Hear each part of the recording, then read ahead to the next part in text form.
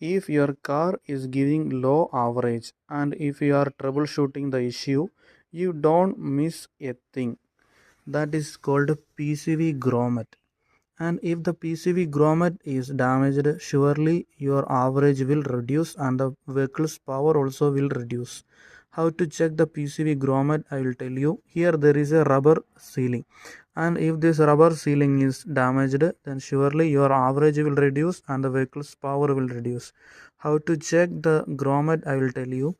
So here this is called the PCV valve, and PCV grommet means the support to the PCV valve. If you can pull out this PCV valve very easily, then it means the PCV grommet is damaged. Otherwise, if you can rotate also, the PCV grommet is damaged. Means you cannot rotate or it should not be pulled out very easily.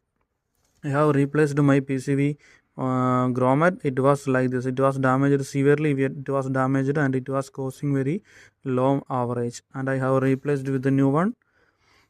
And now my power and the average is okay now.